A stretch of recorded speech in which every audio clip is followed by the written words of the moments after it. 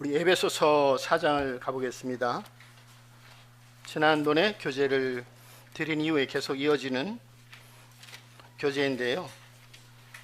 에베소서 4장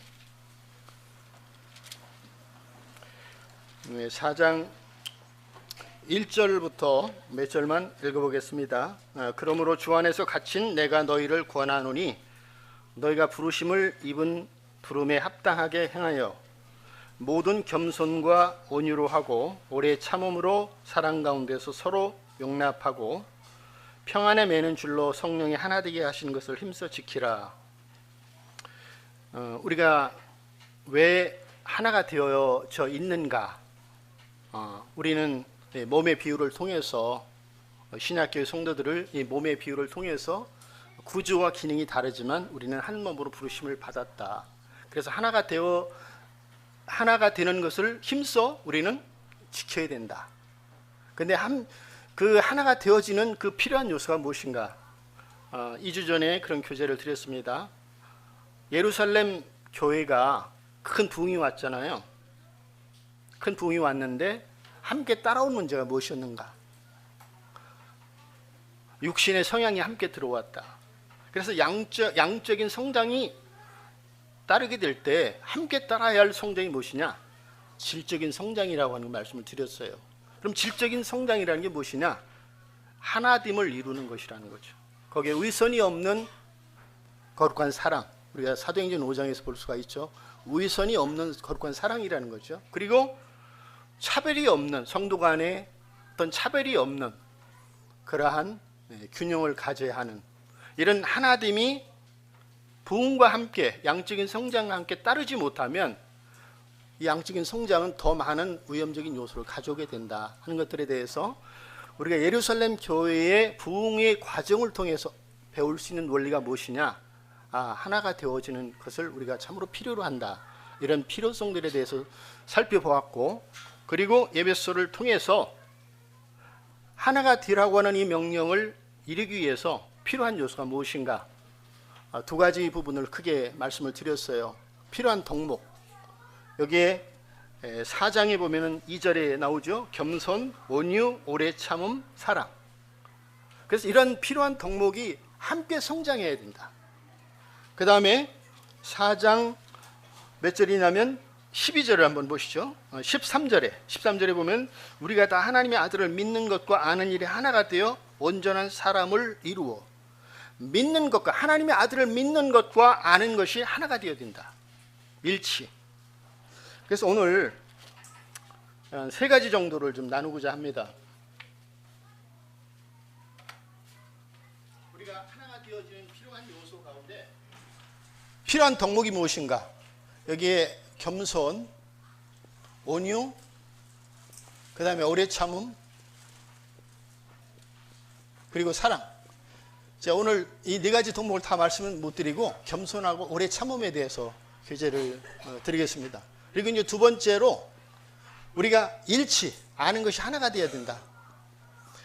일치라고 하는 것이 우리가 뭐뭐의 원리를 통해서 하나가 되어 있지만 우리는 그것이 세워져 가는 과정을 필요로 합니다. 그래서 우리가 일치가 되어야 되려면 우선 가르침이 필요해요. 가르침. 바른 가르침이 필요하죠. 근데 이 바른 가르침만으로 되어지는 것은 아닙니다. 성화의 과정이 필요해요. 나의 계명을 가지고 지키는 자라야 나를 사랑하는 자니. 그리고 나를 사랑하면 저에게 나를 나타내리라. 우리가 성화의 과정을 통해서 성장하지 않으면 일치할 수가 없어요. 그러나 우리가 주님을 사랑함으로 주님의 인격을 우리가 배워가게 될 때, 성화의 과정을 거치게 될 때 나를 나타내리라. 우리가 지식에 있어서도 주님은 우리가 균형 잡힌 지식을 갖게 한다고 하는 거죠. 우리가 주님의 말씀에 순종하는, 권위 앞에 순종하는 삶을 살아가지 못하면 주님이 어떤 분인가 하는 것을 아는 것도 제한받을 수밖에 없어요.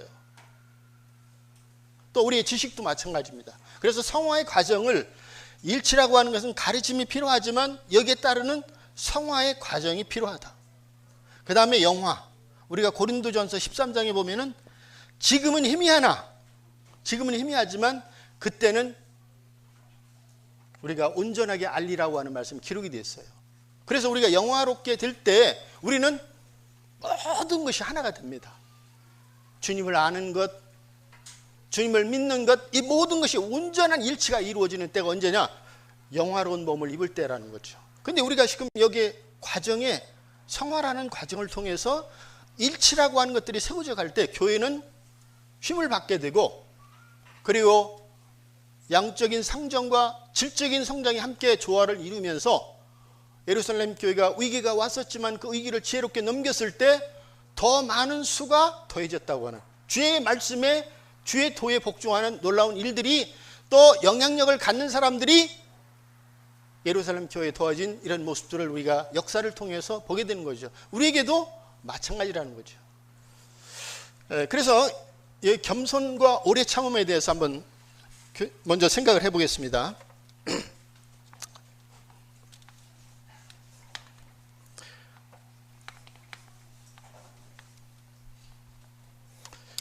빌립보서 2장 6절을 한번 보겠습니다. 겸손이라는 게 무엇인가? 우리 주님을 통해서 한번 잠시 생각을 해보고, 또 반대적으로 사단에 대해서도 잠깐 한번 생각을 해보고, 다윗의 생애를 통해서 한번 또 잠시 살펴보겠습니다. 빌립보서 2장을 보겠습니다. 2장 6절에 그는 근본 하나님의 본체시나, 하나님의 본체시라고 하는 것은 어떤 의미입니까? 본질이, 예수 그리스도는 본질이 누가 같다? 하나님과 동일한 분이시라는 얘기죠. 그게 본체라는 의미예요. 다시 말하면 그분의, 여기 제가 칠판에다가 능력과 겸손을 썼는데, 그분의 능력이, 그분의 권위가 아버지와 동일하시다는 거죠. 그런데 그분은 어떤 위치를 취하셨느냐면, 동일한 분이시지만 7절에 보면은, 6절의 하반절에 보면은 하나님과 동등됨을 취할 것으로 여기지 아니하시고, 자기의 능력을, 자기의 권위를 세우고자 하신 것이 아니라, 주님은 어떤 자세를 취하셨느냐면, 이걸 이렇게 표현할 수 있어요. 우리가 우열이라는 것이 있고, 그 다음에 뭐가 있습니까? 질서라는 것이 있죠. 우열과 질서. 우열과 질서를 말하는 것이 뭐냐면, 너울을 쓰는 의미가 뭐냐면, 형제와 자매는 어떻습니까? 우열이 같습니까? 다릅니까? 같죠. 우열은 동일한데 질서에 있어서 권위를 누구에게 위임하셨어요? 한 가정에서 형제들에게, 남자에게 위임하셨다는 거죠. 교회 안에서도 마찬가지입니다. 교회 안에서도 형제들에게 권위를 위임하셨어요. 그래서 여자는 1절 복종하고 잠잠하라고 하는 말씀을 하셨다는 거죠. 그것은 우열이 낮다는 얘기가 아니라, 우열은 동일하지만 질서는 다르다는 거죠. 또 성부, 성자, 성령 이 삼위 하나님께서도 우열은 동일하셔요. 그렇지만 질서에 있어서는 어떻습니까? 질서는 다르다는 거죠. 그래서 여기서 아버지와 동일한 우열을 갖고 계신 분인데, 겸손이라는 게 뭐냐면, 주님은 자신을 세우고자 하시는 것이 아니라 지금 동등됨을 취할 것으로 여기지 않으셨다고 말씀하셨잖아요. 다시 말하면 질서 앞에 순복하는 자리로 서셨다는 거죠. 그리고 더 나아가서 7절에 보면 뭐가 기록이 되어 있습니까? 7절에 오히려 자기를 비워 자기의 권위를 다 내려놓으셨다. 그리고 또 하나, 종의 형체를 가지셨다는 거죠. 종의 자리에 서는 것. 자기의 능력이 있지만 탁월한 능력을 가지고 있지만 질서 앞에 순복할 줄 아는 것이 바로 겸손입니다. 근데 사람이 능력이 있으면 어떻게 돼? 일반적으로 그렇죠. 또 우월감을 갖게 되죠. 그건 겸손을 못 배운 사람입니다. 우월감을 갖는, 내가 우월한 사람이야, 우월감을 갖는 마음, 거만한 마음을 갖는 사람은 그 인생에서 아직 겸손이 무엇인지를 배우지 못한 사람이에요. 근데 겸손이라는 게 뭐냐? 능력이 탁월하지만 예수 그리스도께서는 어떻게 하셨습니까? 자기의 능력을 내세우는 것이 아니라 질서 앞에 순복하는 그 자리에 서셨다는 거예요. 그리고 더 나아가서 자기를 비워 자신의 권위를 다 내려놓으시고 종의 자리에 서셨다고 하는 거. 장로도 마찬가지입니다. 장로도 사람들이 장로가 되길 바라잖아요. 근데 여기에서 장로하고 성도도 마찬가지예요. 성도들이 우열이 같습니까? 틀립니까? 우열이 장로하고 성도하고 우열이 같습니까? 틀립니까? 같아요.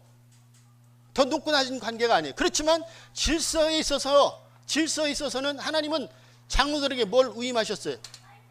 권위를 위임하셨다는 거죠. 그래서 성도들은 우열이 다르기 때문에 순종하는 것이 아니라 우열은 같지만 하나님이 이 질서에 있어서 아들이 그 아버지에게 질서에 있어 순종하셨듯이 성도들은 장로들에게 질서에 있어서 순종을 해야 되는 거예요.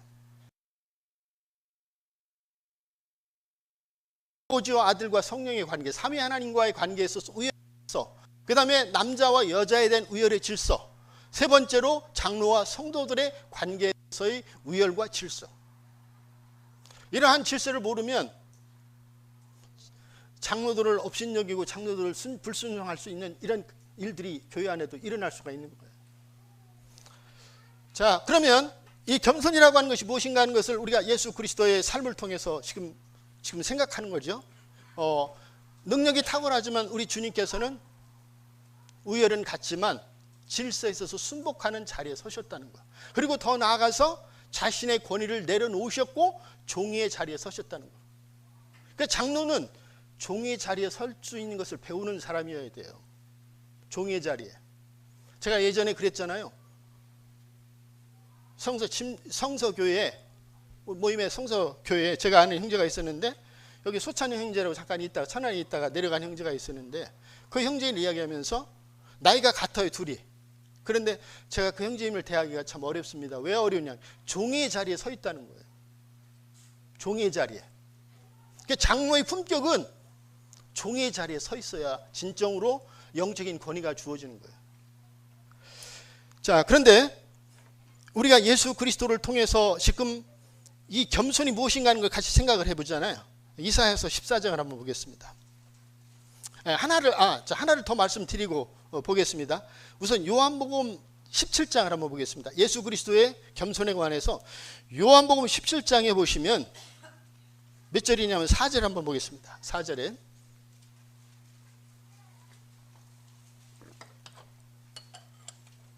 4절 읽겠습니다.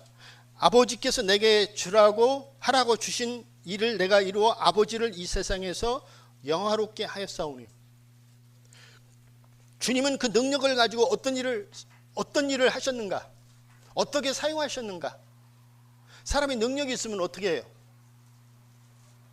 말씀드린 대로 교만할 수 있잖아. 근데 주님은 그 자신에게 부여된 능력을 어떻게 사용하셨느냐면 아버지의 이름을 영화롭게 하는 데 사용하셨다는 거죠. 자기 만족을 위해서 자기 만족을 취하신 것이 아니라 아버지의 이름을 영화롭게 하는 일을 위해서 사용했다는 거예요. 내가 능력이 있으면요, 좀 있으셔서 가만히 못 있어요. 뭔가를 나를 나타내고 싶은 그런 존재감 때문에. 근데 그것이 아니에요. 정말 진정으로 우리가 겸손을 배워 있다면 그런 것들을 나를 드러내기 위한 것이 아니라 아버지를 높여 드리는 일에 사용할 줄 아는 것. 그것이 참으로 겸손을 배운 사람의 취해야 할 아름다운 태도라는 거죠. 나를 알아주지 못해도 거기 매이지 않는 거예요. 자, 이사야서 14장으로 가겠습니다.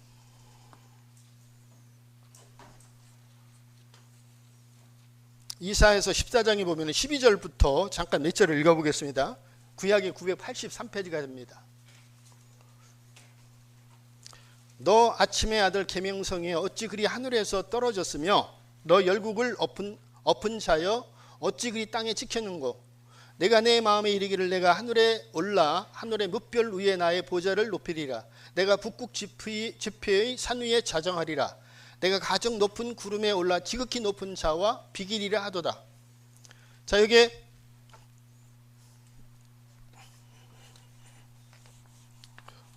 우리 주님의 능력과 겸손을 우리가 빌립보서 2장 6절과 7절을 통해서 살펴보았어요. 근데 이사야서 14장 12절부터 17절까지는 이중적인 의미가 있습니다. 당시에 바벨론 왕의 교만에 대해서 책망하는 말씀이에요.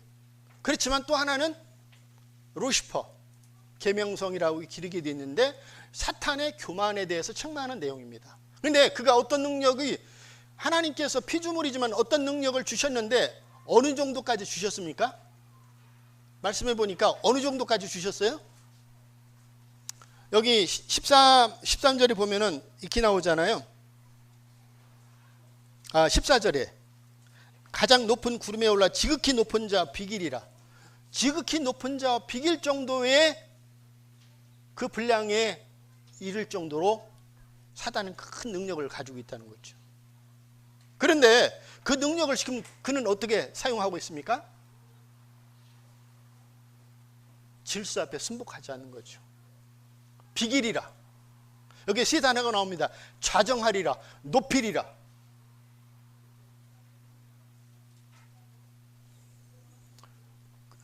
참 이게 중요한 거예요. 내게 어떤 달란트가 있잖아요. 내 능력이 있잖아요. 근데 내가 그 능력을, 내 달란트를 어떤 동기로 어떻게 사용하는가, 이건 굉장히 중요한 문제입니다. 주님은 자기 만족을 위해서 사용하는 것이 아니라 아버지의 이름을 영화롭게 하는 일에 사용했다는 거죠. 내 존재감이 인정되지 못하면 못 견디는 이런 것이 아니라, 근데 여기에 사단은 어떻게 했습니까?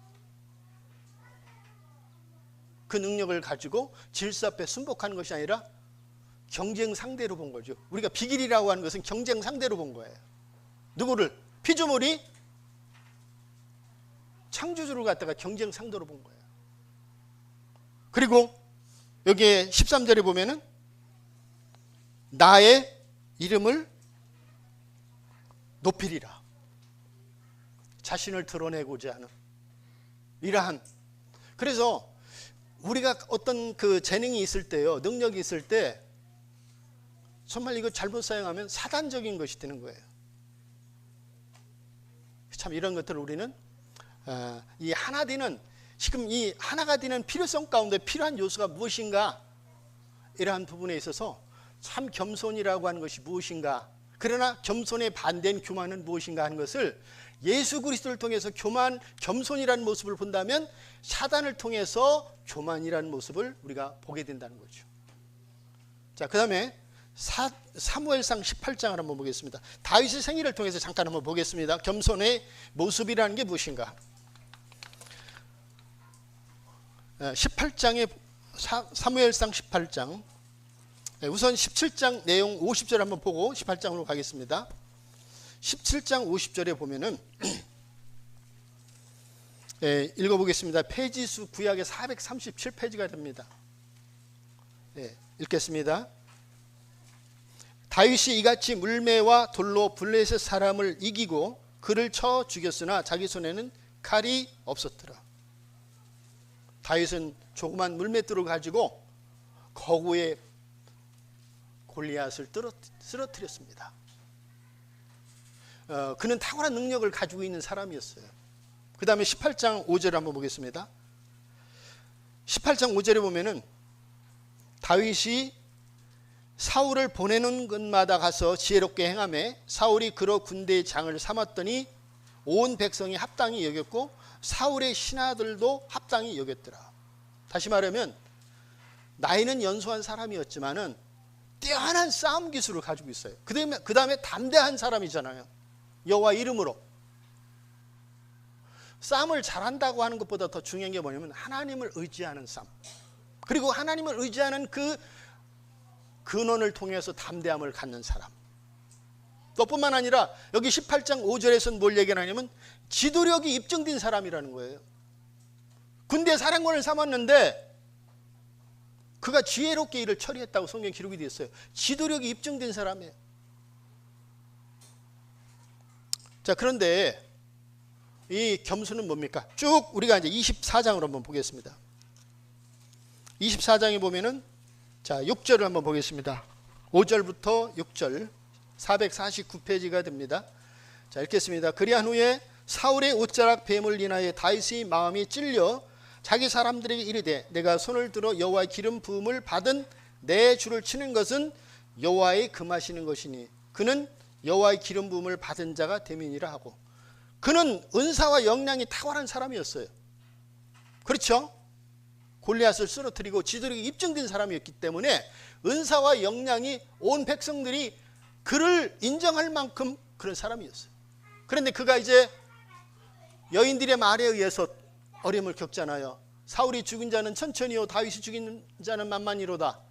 이제 시기심이 사울에게 불이 붙었어요.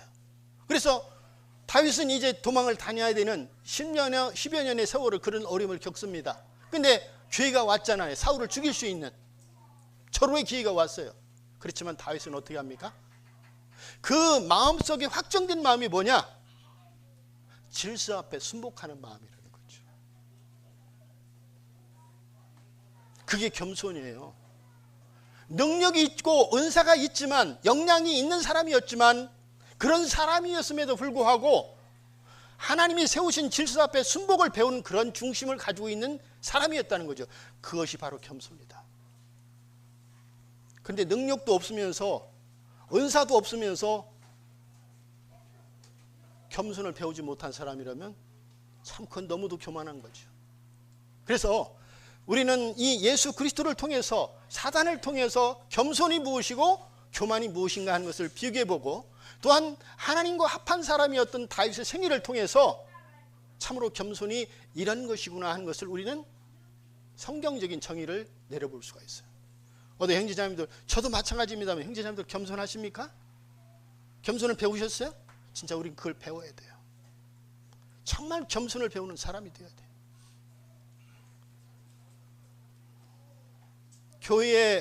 교회 리더십에 참여할 수 있는 것은 겸손을 배우지 못하면 리더십에 참여할 수가 없어요. 오합지졸이라면 그렇게 가능하겠죠.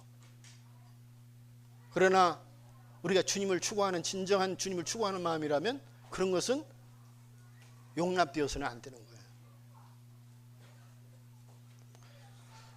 그 다음에 다시 에베소 4장 가서 오래 참음에 대해서, 제가 오늘 두 가지 말씀드리겠다고 그랬죠. 오래 참음에 대해서 보겠습니다. 오래 참음. 바로 오래 참음 에베소 4장을 잠깐 읽고 다시 고린도 후서를 보겠습니다. 4장에 2절에 모든 겸손과 온유로 하고 오래 참음으로 사랑 가운데서 서로 용납하고.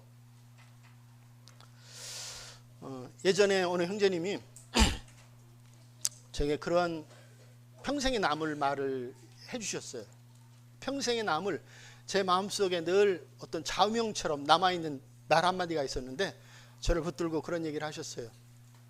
이 형제가 어려움을 겪고 있다는 얘기를 듣고, 형제님, 능력 있는 자도, 충성된 자도, 은사 있는 자도 넘어집니다. 그런데 인내하는 사람은 그 모든 것을, 믿음의 경주를, 신앙은 마라톤과 같아요.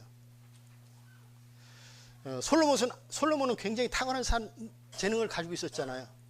근데 넘어졌습니까? 안 넘어졌어요? 넘어졌어요. 거의 저 42.19km에서 어쩌면 40km까지는 거의 선두로 달렸어요.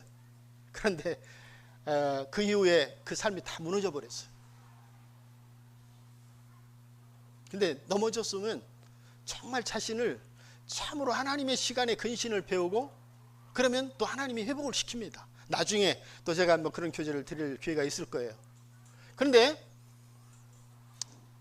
정말 이 믿음의 경주에 서서 우리로 하여금 그것을 감당하게 하는 그런 가장 중요한 덕목이 바로 뭐냐?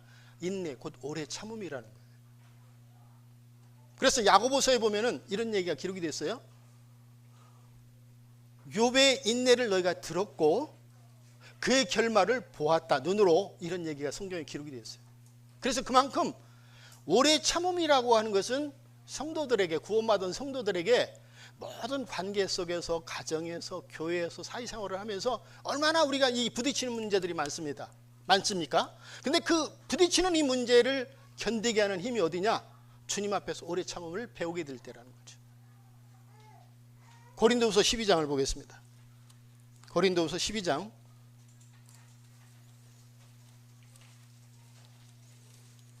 12장에 보시면 12절을 보겠습니다.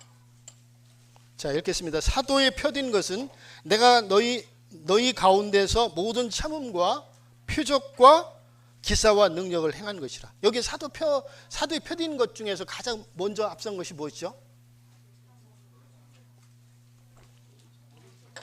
예, 그렇죠.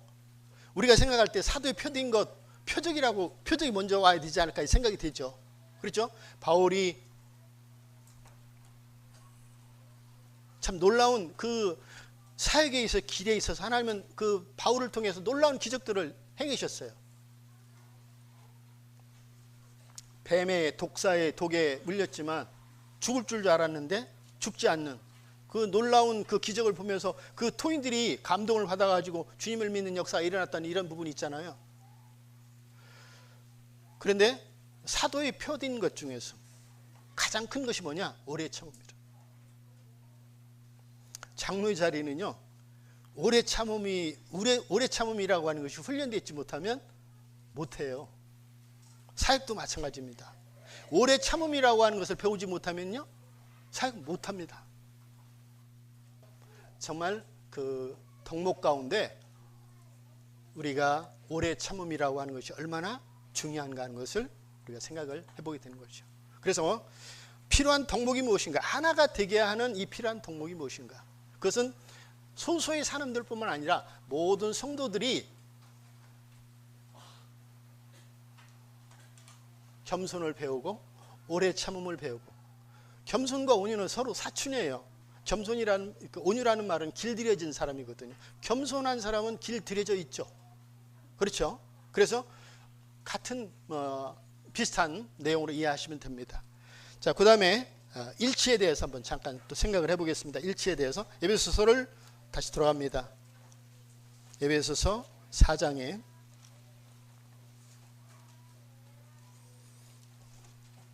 4장 13절에 우리가 다 하나님의 아들을 믿는 것과 아는 일에 하나가 되어 온전한 사람을 이루어 그리스도의 장성한 분량이 충만한 데까지 이르리니.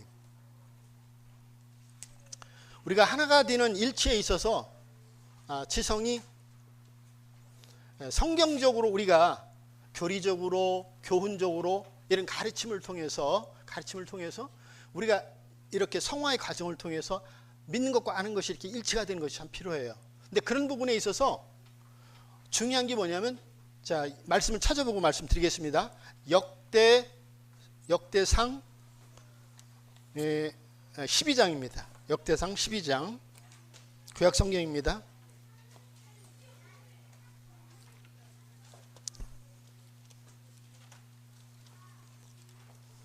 역대상 12장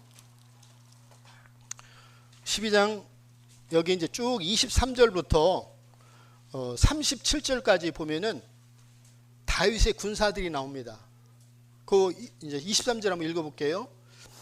싸움을 예비한 군대 장관들이 헤브론에 이르러 다윗에게로 나와서 여호와의 말씀대로 사울의 나라를 저에게 돌리고자 하였으니 그 수요가 이러하였더라. 다시 말하면 사울의 시간이 지나가고 다윗의 시간이 왔어요. 근데 다윗의 시간이 왔다고 하는 것을 이제 그 분별력을 갖는 사람들이 있었는데 거기에 싸움을 잘하는 사람들이 쭉 열거가 되어 옵니다. 열거가 되어 있어요. 지파마다. 근데 싸움을 잘하는 것보다 더 중요한 게 무엇이냐? 몇 절이냐면 32절입니다. 읽어보겠습니다. 이사갈 자손 중에서 시세를 알고 이스라엘이 마땅히 행할 것을 아는 두목이 200명이니, 자, 그 다음에 33절을 보시죠. 스불론 중에서 모든 군기를 가지고 항우를 정제히 하고 두 마음을 품지 아니하고, 어떤 능력을 갖는 것보다도 더 이 공동체 안에서 필요한 게 뭐냐면 통찰력입니다. 분별력이에요. 어떤 상황이 일어났을 때 그 위기의 상황을 무엇이 필요한지, 또 사람의 중심을 볼 수 있는, 또 현상을 볼 수 있는 이러한 통찰력과 분별력, 그것이 바로 시세를 하는 거라는 거죠. 아, 이제 이 다윗의 시간이 왔구나. 싸움을 잘하는 사람들도 이 다윗의 시간이 왔다고 하는 것을 함께 일어나서 그의 이제 하나님의 그 왕으로서의 부르심을 함께 동역을 하지만, 여기에 더 나은 동역은 통찰력을 갖는 이 분별의 동역이 이 교회 안에서는 더 필요하다는 거예요. 그런 예를 한번 잠깐 보시죠. 역대하를 한번 보겠습니다. 역대하 대상이죠. 역대하 11장을 보겠습니다. 역대하 11장에 보시면 13절부터 보겠습니다. 페이지 수로 670페이지가 됩니다. 자, 읽겠습니다. 온 이스라엘의 제사장과 레위 사람이 그 모든 지방에서부터 르호보암에게 돌아오되, 레위 사람이 그 향리와 산업을 떠나 유다와 예루살렘에 이르렀으니 이는 여로보암과 그 아들들이 저희를 패하여 여호와께 제사장의 직분을 행치 못하게 하고, 여로보암이 여러 산당과 수염소 우상과 자기가 만든 송아지 우상을 위하여 스스로 제사장들을 세움이라. 이스라엘 모든 지파 중에서 마음을 오르지 하여 이스라엘 하나님 여호와를 구하는 자들이 레위 사람을 따라 예루살렘에 이르러 그 열조의 하나님 여호와께 제사하고자 한지라. 자, 이 내용을 우리가 이제 열왕기상을 보면은 이런 내용이 나옵니다. 여로보암이 지금 이스라엘이 두 나라로 나뉘어진 거예요. 두 지파, 유다와 베냐민 지파는 솔로몬의 아들인 르호보암이 통치를 하고, 솔로몬의 죄 때문에, 그 다음에 나머지 10지파를 하나님이 나라를 분리시켜서 여로보암이 통치하도록 하셨어요. 근데 여로보암이 왕위에 오르자마자 어떤 일을 하느냐면, 이제 그들은 예배를, 나라는 나뉘어졌어도 예배는 어디 와서 드려야 돼요? 예루살렘에 와서 드려야 되죠. 1년에 3번씩 절기에, 적어도 3번의 절기에 예루살렘에 와서 예배를 드리라고 성경에 기록이 되어 있어요. 그러니까 그들이 예배에 예루살렘에 오게 되니까 여로보암이 민심이 자기를 떠난 것을 두려워해가지고 레위 지파가 아닌 사람들을 제사장으로 삼고, 성전에 하나님이 속죄소와 언약궤를 둔 이러한 것이 아닌 베델과 단에다가 다른 우상을 세워서 제사장이 아닌 사람들을 제사장으로 세워서 거기에 예배를 드리도록 했다는 거죠. 다시 말하면 이스라엘에 뭐가 온 거예요? 무질서가 온 거예요. 무질서가. 그런데 여기에 16절에 보면 다시 한번 읽어보겠습니다. 이스라엘 모든 지파 중에서 마음을 오르지 하여 이스라엘 하나님 여호와를 구하는 자들이 레위 사람을 따라 이스라엘에 이르러 그 열조의 하나님 여호와께 제사하고자 한지라. 여기에 제가 지금 바로 못 찾겠는데, 산업을 떠났다. 14절 한번 보시죠. 레위 사람이 그 향리와 산업을 떠나. 지금 영적인 문제에 부딪혔어요. 영적인 문제. 질서가 무너진 거예요. 전체 이스라엘, 여기 유다, 두 나라는 유다, 여기는 이스라엘이라고 부른다. 이스라엘의 영적인 질서가 무너져 버렸어요. 그런데 현실은 어때요? 현실은 거기에서 이제 모든 걸 다 잃게 됐어요. 직업도 잃고. 그런데 자기 산업을 떠난다는 게 쉽습니까? 어렵습니까? 어렵죠. 그런데 그들은 선택을 한 거예요. 분리를 한 거죠. 앞으로 갈 길이, 앞으로 가서 이 유대로 와서 거기에서 그들이 어떤 기업이 보장되어 있지 않지만 영적인 질서가 무너졌을 때 그들은 바른 선택을 한 거예요.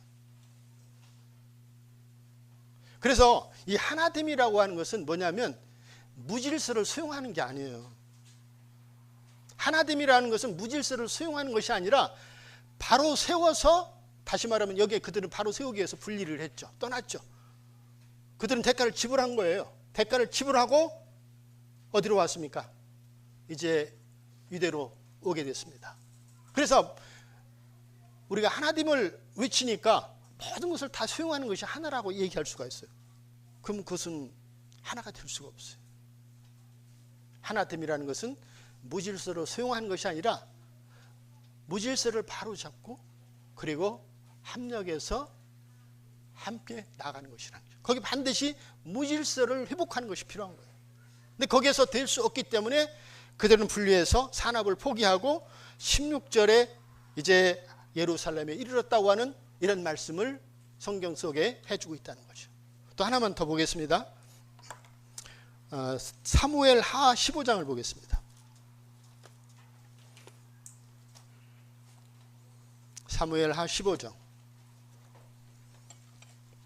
15장에 보시면 이제 쭉 1절부터 보면은 압살롬이 이 권위에, 다윗의 권위에 이제 순복하지 않냐고 질서를 떠나는 이런 시작이 쭉 기록이 되어 있습니다.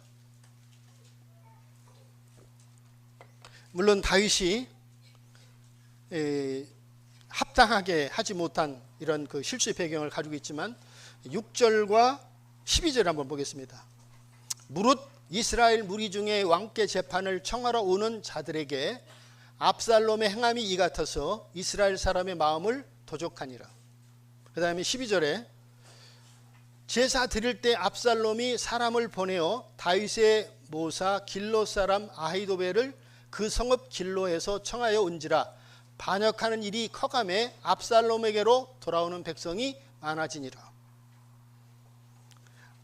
아히도벨의 영향력이 크지만 어떤 영향력이 있는 사람이 지금 압살롬에게 선택해서 나아가니까 백성들이 이제 함께 따라가는 거죠. 우리가 여기서 배울 수 있는 교훈이 뭘까요? 그들은 하나님의 공의를 알지 못합니다. 바른 권위가 아닌데 지금 그런 해안이 없는 거예요. 통찰력이 없는 거예요. 분별력이 없는 거예요. 그래서 그것을 따라가는 여기의 모습을 우리에게 교훈을 주고 있다는 거죠. 그래서 일치라고 하는 이 가운데 얼마나 이 영적인 성숙 가운데 분별력을 필요로 하고, 그것은 많은 기도와 또 성경에 대한 연구와 이런 것들이 없이는 분별력이나 통찰력이 따를 수가 없어요.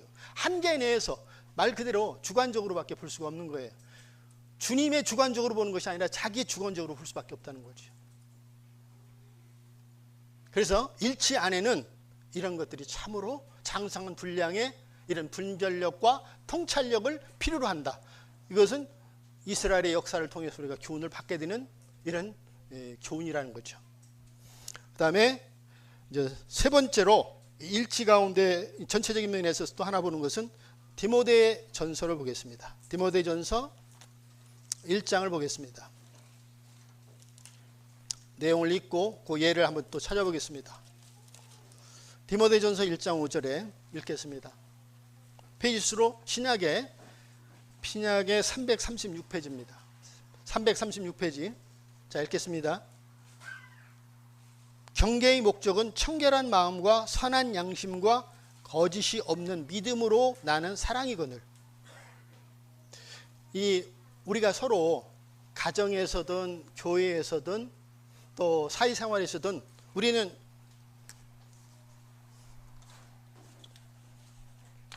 관계 속에 살아갑니다. 관계 속에서. 근데 이 관계를 형성하는 기초가 뭐냐? 청결한 마음이 필요하다는 거예요. 서로에 대해서. 내가 누구에게 호의를 베풀 수 있어요. 누구를 선대할 수 있어요. 근데 어떤 목적이 아니고 정말 청결한 마음으로 형제 자매를 순수하게 사랑하는 이런 청결한 마음이 필요하다는 거예요. 그 다음에 선한 양심이 필요해요. 그 다음에 거짓이 없는 믿음에서 나는 사랑이 필요해요. 그것이 관계의 기초입니다. 우리가 서로 모든 성도들의 그 관계 속에서 이런 기초가 중심이 되어야 되는 거예요. 누구를 사귈 때, 누구와 교제를 할 때 그 교제라는 관계 속에서 기초가 뭐냐? 선행되어져야 하는 것이 뭐냐? 청결한 마음, 또 선한 양심, 그 다음에 거짓이 없는 믿음에서 나는 사랑이 거기에 전제가 되어져야 된다는 거죠. 자, 이해를 한번 보겠습니다. 우리가 사무엘상 18장을 한번 보겠습니다. 사무엘상 18장. 그게 청결한 마음이라는 게 무엇인가? 사무엘상 18장.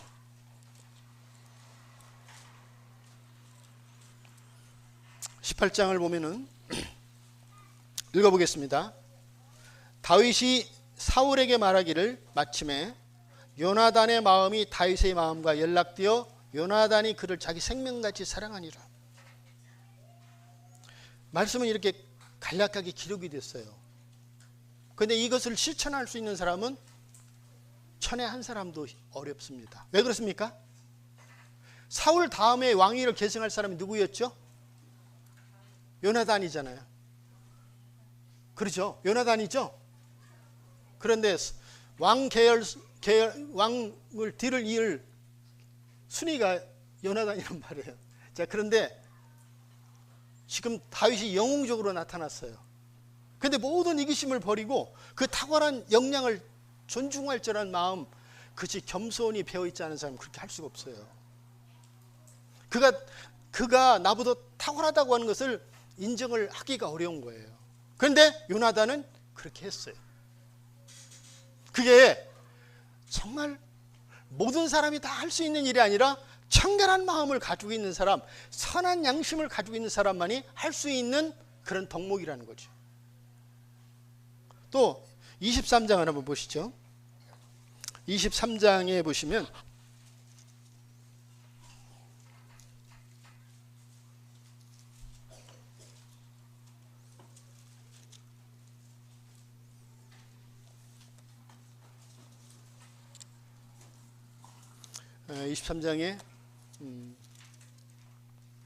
여기 15절부터 한번 읽어보시죠. 다윗이 사울의 자기 생명을 찾으려고 나온 것을 보았으므로 그가 십황무지 숲풀에 있었더니 사울의 아들 요나단이 일어나 숲풀에 들어가서 다윗에게 이르러 그로 하나님을 힘있게 의지하게 하였는데 곧 요나단이 그에게 이르기를 두려워 말라. 내 붙인 사울의 손에 내가 미치지 못할 것이요 너는 이스라엘의 왕이 되고 나는 네 다음이 될 것을 내 붙인 사울도 안다 하니라. 지금 우리가 18장 1절에 보면은 얼마나 그 영혼이 맑은 사람인가 하는 것을 우리가 18장 1절에 볼 수가 있어요. 요나단이. 그런데 시간이 지나면 사람은 처음에 가졌던 영혼의 순수함이 변할 수 있습니까? 없습니까? 있죠. 근데 여기에 지금 23장 15절 이하에 있는 것은 뭐냐면 시간이 지났어도 그는 한결같은 사람이었다는 거예요.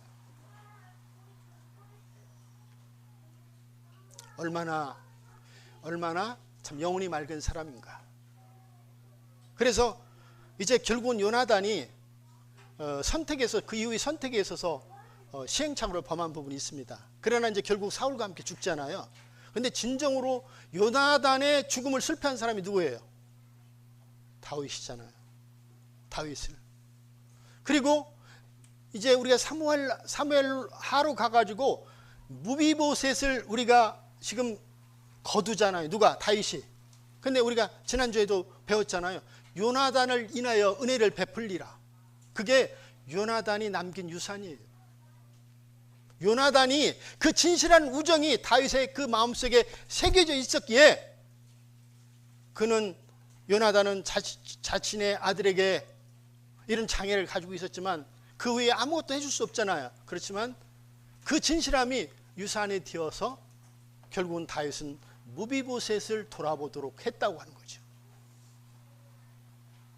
이것이 지금 디모데전서에서 말하는 선한 양심, 청결한 마음, 선한 양심, 거짓이 없는 믿음에서부터 나는 사랑이라는 거예요.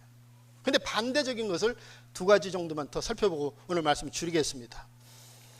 제 사무엘하 5장을 한번 보겠습니다. 사무엘하 15장이네. 15장.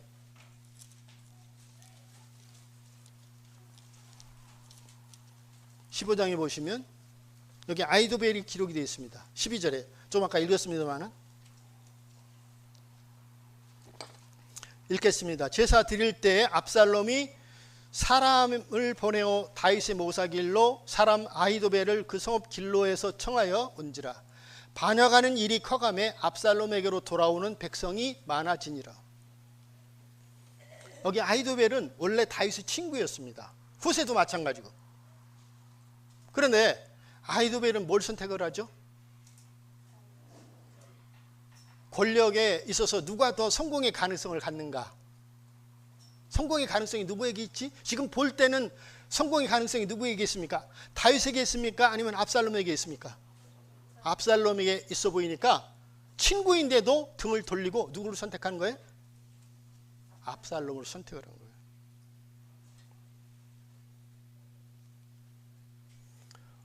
어떤 기회를 잡고자 하는 마음, 이건 선한 양심과 청결한 마음이 아니죠.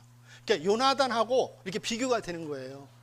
요나단하고 아히도벨은 어떤 이런 인격의 모습들이 나타나고 있는가. 그 다음에 또 한 사람 보겠습니다. 16장에 보시면 16장 1절 한번 보시죠. 다윗이 마루턱을 조금 지나니 무비보셋의 사환 시바가 안장 지은 두 나귀에 떡이 200과 건포도 100송이와 여름실과 100과 포도주 한 가죽 부대를 싣고 다윗을 맞는지라. 왕이 시바에게 이르되 내가 무슨 뜻으로 이것을 가져왔느냐. 시바가 가로되 나귀는 왕의 권숙들로 타게 하고 떡과 실과는 소년들로 먹게 하고 포도주는 들에서 곤비한 자들로 마시게 하려 함이니라. 함이니이다. 왕이 가로되 내 주인 아들이 어디 있느냐. 시바가 왕께 고하되 예루살렘에 있는데 저가 말하기를 이스라엘 족속이 오늘 내 아비의 나라를 내게 돌리리라 하나이다. 시바의 주인이 누굽니까? 무비보셋이죠. 근데 무비보셋은 이제 장애를 가지고 있어요. 유모가 안고 도망을 가다가 떨어뜨려 가지고 어린아이 있을 때 떨어뜨려 가지고 이제 두 발을 못 쓰는 그런 장애를 가지고 있죠. 근데 여기 시바라고 하는 사람이 지금 가장 어려운 시기에 다윗에게 선대를 합니다. 호의를 베푸는 거예요. 근데 그 호의에는 진정성이 있습니까 없습니까? 거기에는 어떤 목적이 있는 거죠. 목적. 근데 더 나아가서 무비보셋을 어떻게 합니까? 무비보셋을 어떻게 하죠? 험담을 하는. 우리가 이런 모습을 볼 때 아히도벨과 이 역사 속에서 이 시바라고 하는, 그 나중에 이제 19장에 이제 몇 절을 더 한번 찾아볼게요. 19장에 보면은 나중에 다윗이 돌아옵니다. 왕궁에 돌아오는데 19장 24절 한번 보시죠. 24절에 읽어보겠습니다. 사울의 손자 무비보셋이 내려와서 왕을 맞으니 저는 왕의 떠난 날부터 평안히 돌아오는 날까지 그 발을 맵시 내지 아니하며 그 수염을 깎지 아니하며 옷을 빨지 아니하였더라. 얼마나 이 다윗의 그 안녕을, 다윗이 평안히 돌아오기를 얼마나 사모했는지 그의 진정성이 지금 이 말씀 속에 녹아 있는 거죠. 그리고 또 뒤에 한번 보겠습니다. 28절 29절에 한번 보시죠. 내 아비의 온 집이 내 주 왕 앞에서는 다만 죽을 사람이 되지 아니하였었나이까. 그러나 종을 왕위 상에서 음식 먹는 자 가운데 두셨사오니 내게 오히려 무슨 오름이 있어서 다시 왕께 부르짖을 수 있사오리까. 왕이 저에게 이르되 내가 어찌하여 또 내 일을 말하느냐. 내가 이르노니 너는 시바와 밭을 나누라. 30절에 중요한 것입니다. 무비보셋이 왕께 고하되 내 주 왕께서 평안히 궁에 돌아오시게 되었으니 저로, 여기서 말하는 저는 누굽니까? 시바죠. 시바에게 왕이 그래도 어떤 측은지심이 있어가지고 시바의 아직까지 이렇게 중심을 잃지 못한 거죠. 누가요? 다윗이. 그래서 그 밭을 그래도 반 나누라 얘기를 하는데 아닙니다. 저에게 안 주셔도 됩니다. 그 밭을 다 시바에게 주십시오. 저는 왕이 왕궁으로 다시 돌아오는 것만으로도 너무 족하고 감사합니다. 다시 말하면 여기 이제 두 사람이 있는 거예요. 요나단과 무비보셋은 두 자가 어때? 선한 양심과 청결한 마음과 거짓이 없는 믿음에서부터 나는 사랑을 우리에게 무엇인가 하는 그림으로 이렇게 나타난 거예요. 그의 인격 속에서 그의 품격을 통해서 우리의 그런 모습을 그림으로 설명해 준 거죠. 그런데 아히도벨과 여기 시바는 어떤 목적을 가지고 성공의 가능성을 갖는, 또 기회를 찾는 이러한 낮은 품격을 보여주는 이 두 사람의 모습이 이렇게 서로 대결가 된다는 거죠. 자, 그래서 우리가 일치를 이루는다고 하는 것은 막연한 상상이 아니라 정말 자기를 깎는 그러한 겸손을 배우지 못하면 일치라는 건 좀 어려워요. 그 다음에 오래 참, 이런 덕목들이 필요하고, 그 다음에 더 나아가서 우리가 가르침을 통해서 아는 지식을 가졌다 할지라도 성화의 과정을 통해서 주님을 알아가는 이러한 것들이 함께 이루어질 때 우리는 궁극적으로는 영화로운 몸을 잊게 될 때 온전한 일치를 이루지만 성화의 과정을 통해서 점점 점진적으로 일치가 되는 이런 변화들을 교회 안에서 경험하고 적용시킬 수 있다는 거죠. 그리고 거기서 필요로 하는 게 뭐냐? 분별력이라는 거예요. 통찰력이라는 거죠. 그런 자들이 세워지고 일어나게 될 때 교회는 건강해지고 영적인 힘을 갖게 되는 거예요. 또 뿐만 아니라 여기에서 관계의 기초는 무엇이냐? 디모데전서에서 말하는 이 덕목 세 가지. 청결한 마음, 거짓이 없는 믿음에서 나는 사랑, 선한 양심. 이런 것들이 멀리서 보는 그림이 아니라 요나단의 생애를 통해서 또 무비보셋의 삶을 통해서 이러한 모습들이 바로 선한 양심과 청결한 마음이라고 하는 것들을 우리가 또 깨닫게 되고 교훈을 받게 되는 거야. 이런 것들이 우리 안에 점진적으로 일어나게 될 때 어떻게 되느냐? 지난번에도 제가 유기적이라고 하는 거 말씀드렸잖아요. 몸이 구조와 기능이 다릅니다. 그러나 다 하나로 연결되어 있어요. 그런데 우리가 어느 한 부분이 좋아지면 전체가 좋아진다는 거죠. 그게 유기적인 거예요. 그래서 우리가 그런 품격을 배우고 또 일치를 배우고 이런 일들이 이루어지게 될 때 여기에 마지막으로 이 한 구절을 보고 마치죠. 에베소서 4장에